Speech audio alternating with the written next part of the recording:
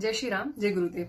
आज हम बात करेंगे उन 6 चीजों की जो हमें वास्तुशास्त्र के नाम पर उनके फायदे दिखाकर बेच दी जाती है, या हम उनके फायदे देखकर, उनके सकारात्मक प्रभाव देखकर अपने घर में उन 6 चीजों को लाकर स्थापित कर देते हैं। लेकिन कई बार ऐसा होता है कि उन चीजों का हमें फायदा तो मिल ही नहीं पाता, उनकी सकारात्मक एनर्जी तो हमें मिल ही नहीं पाती। उसकी जगह हम नेगेटिव एनर्जी के शिकार हो जाते हैं, हमारे घर में नेगेटिविटी का वास हो जाता है और हमें फायदे होने की जगह बैक टू बैक नुकसान होने स्टार्ट हो जाते हैं। इन नेगेटिविटी के कारण क्या है, इनके तथ्य क्या हैं, या अगर आपको ये चीजें अगर अपने घर में रखनी है तो आप इन्हें एग्जैक्ट यानी करेक्ट किस दिशा में रख सकते हैं, इन सभी चीजों के बारे में आज हम इस वीडियो में डिस्कस करेंगे। लेकिन आगे बढ़ने से पहले यदि आप मेरे चैनल पे फर्स्ट टाइम आए तो आप इस चैनल को सब्सक्राइब कर लीजिए, जिससे कि आगे के वीडियोस आपको बैक टू बैक अवेलेबल हो सके। तो स्टार्ट करते हैं। जय श्री राम। भक्ति की अर्जी में आप सभी का स्वागत है। मेरा नाम रश्मि दादीच है, मैं बाय प्रोफेशन एक एस्ट्रोलॉजर हूं और आज हम बात करते हैं ऐसी कौन सी 6 चीजें हैं जो वास्तु के नाम पर हम अपने घर में नॉर्मली स्थापित कर देते हैं, लेकिन हमें बाद में पता चलता है कि वो चीजें हमें बैक टू बैक नुकसान करती जा रही हैं, या उन चीजों से हमें नुकसान होता जा रहा है, या वो चीजें हमने सही दिशा में प्लेसमेंट नहीं किया है।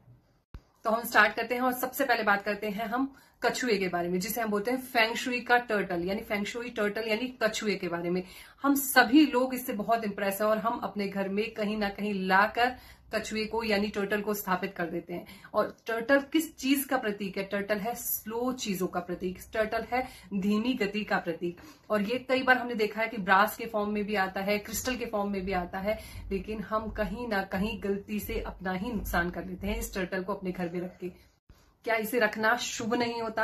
नहीं, ऐसा नहीं है। इसको रखना शुभ होता है, लेकिन इसे करेक्ट दिशा में रखना शुभ माना जाता है, क्योंकि कछुआ धीमी गति का प्रतीक है। आप जिस भी दिशा में रखेंगे उस चीज का काम ये अपने आप स्लो कर देगा, यानी धीमा कर देगा।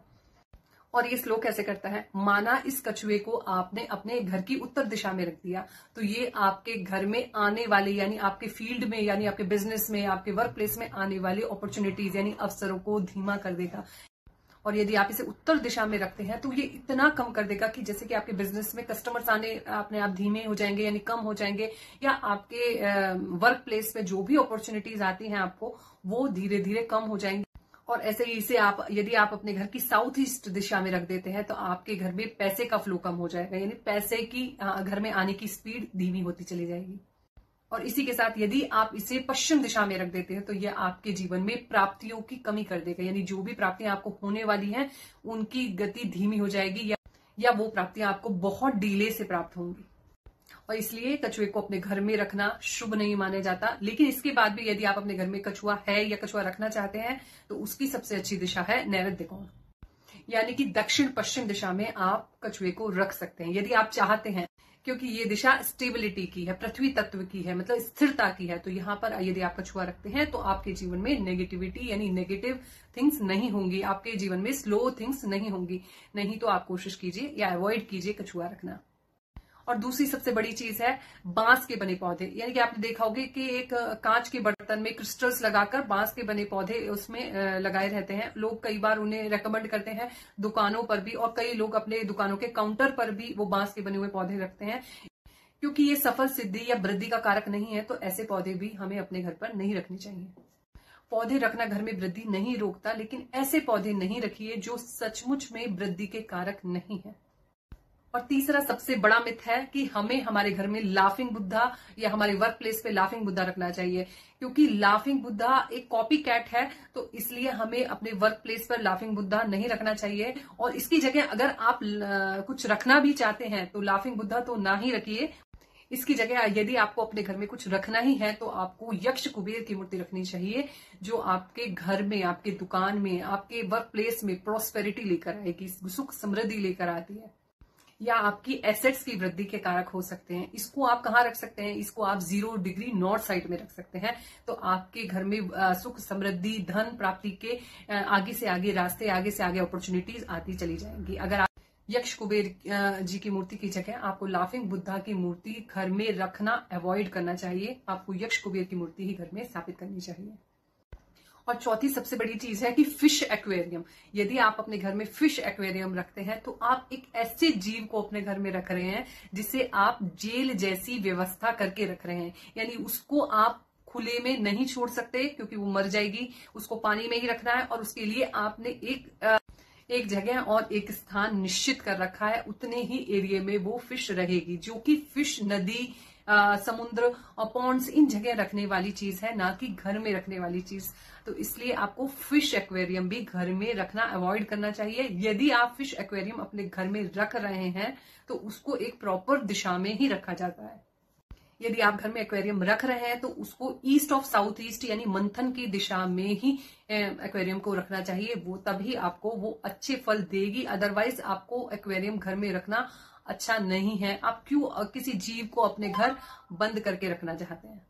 और इसमें मैं एक एस्ट्रोलॉजी का तथ्य जरूर ऐड करना चाहूंगी कि कई बार हम राहु केतु की रेमेडी में बता देते हैं कि फिश को फीड करना, तो हम फिश को बाहर जाके फीड करें। और यदि ऐसे कुछ जैसे कि छोटे छोटे एक्वेरियम्स मिलते हैं मार्केट में, वहां से फिश को लेकर हम खुले नदी या तालाब में उनको छोड़ देते हैं, तब भी हमारा राहु केतु अच्छा होता है। बशर्त कि घर में एक्वेरियम के रूप में अगर आप फिश को रखेंगे तो उससे आपको कोई खास फायदा नहीं होगा, इवन नुकसान के अलावा।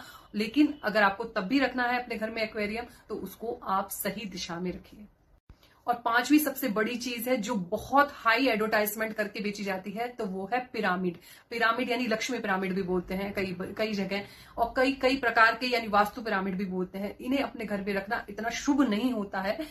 और कई बार हम प्लास्टिक के मार्केट में मिलने वाले प्लास्टिक के पिरामिड घर में स्थापित कर देते हैं, जो कि बहुत नुकसानदेह होते हैं। प्लास्टिक के पिरामिड घर में स्थापित नहीं करने चाहिए। और पिरामिड किसी एस्ट्रोलॉजर या वास्तु विशेषज्ञ की देख रेख में ही घर में स्थापित करने चाहिए, अदरवाइज उनके फल बहुत ही खतरनाक साबित हो सकते हैं। और घर में अगर पिरामिड लगाना बहुत जरूरी ही है तो आप वास्तु विशेषज्ञ की देखरेख में पिरामिड लगाइए। और उसके बाद भी घर के ब्रह्म स्थान में कभी भी पिरामिड नहीं लगाइए, क्योंकि पिरामिड एक ऐसी चीज है जो बिना विशेषज्ञ की राय के अपने घर में स्थापित नहीं करने चाहिए, क्योंकि ये बहुत हाई एनर्जी का सोर्स होता है। और लास्ट चीज ये है जो बहुत हाई एडवर्टाइजमेंट कर बेची जा रही है, जिसका आपको केवल और केवल नुकसान ही होगा, फायदा होने की संभावनाएं बहुत कम है। तो वो है जिसे हम बोलते हैं सी सॉल्ट लैंप, जिसे एक नमक का पत्थर के रूप में देखा जाता है। अंदर एक लैंप लगी रहती है, बाहर से उसका नमक का पत्थर के रूप में उसकी पूरी शीट रेडी होके वो अपने घर में वास्तु के रूप में रखने की लोगों को सजेशन दिया जाता है। क्या सी सॉल्ट नमक घर में रखना खराब है? नहीं, बिल्कुल भी खराब नहीं है। और सी सॉल्ट नमक एक ऐसा नमक है या एक ऐसा सॉल्ट है जो घर में नेगेटिविटी को ऑब्जर्व कर लेता है और घर में पॉजिटिविटी बनी रहती है। लेकिन ये जो लैंप बहुत धड़ल्ले से बेचा जा रहा है मार्केट में कि आप अपने घर में स्थापित कीजिए और आपके घर के वास्तु दोषों को सबको ऑब्जर्व कर लेगा, आपके घर की नेगेटिविटी को ऑब्जर्व कर लेगा, तो ये ऐसा नहीं है। ये बिल्कुल मिथ वाली बात है, क्योंकि कोई भी एक उपाय कंप्लीटली वास्तु दोषों को खत्म नहीं कर सकता। और सबसे अच्छी बात यह है कि जो ये सी सॉल्ट नमक होता है, इसको जब हम अपने घर में रखते हैं तो ये नेगेटिव एनर्जी या नेगेटिविटी को ऑब्जर्व करता है और उसको 7 दिन के अंदर अंदर उसको हमें चेंज करना होता है, यानी उसको बाहर फेंक कर नया नमक वापस से रखना होता है। लेकिन जो ये सी सॉल्ट लैम्प्स हैं, ये पहले तो इतने कॉस्टली आते हैं, तो इन्हें आप बार बार यानी हफ्ते में तो चेंज कर नहीं सकते। जब भी आप रखेंगे इन्हें आप लॉन्ग टाइम के लिए अपने घर में स्थापित करेंगे सी सॉल्ट लैम्प्स को। और जहां से सी सॉल्ट लैंप आप ले रहे हैं वहां से कितनी नेगेटिविटी उसने ऑब्जर्व करी होगी, वो नेगेटिविटी भी आपके घर में आएगी। आपके घर में जो नेगेटिविटी ये ऑब्जर्व करेगा वो भी 7 दिन 10 दिन या 15 दिन के बाद फिर वो और ज्यादा नेगेटिविटी में तब्दील होकर आपके घर में और ज्यादा नुकसान क्रिएट कर देगा। इसलिए सी सॉल्ट के लैंप्स घर में ना रखें, उसकी जगह आप सी सॉल्ट रख सकते हैं, लेकिन उसको भी आप ये रेमेडी भी 6 महीने में एक बार ही कर सकते हैं।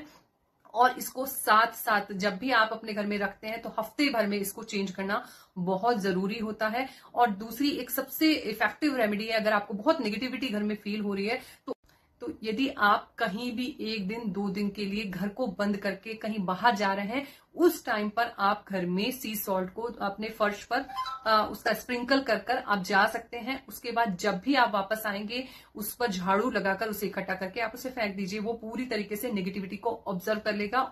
इसलिए किसी भी चीज की आधी अधूरी जानकारी लेकर आप घर में इन चीजों को स्थापित नहीं कीजिए। और यदि आप करते हैं, कुछ चीजें जो बताई गई हैं उनको सही डायरेक्शन में ही स्थापित कीजिए, तभी आपको इन चीजों से अच्छे रिजल्ट्स मिल सकते हैं। अदरवाइज चीजों के रिजल्ट्स नेगेटिव हो सकते हैं।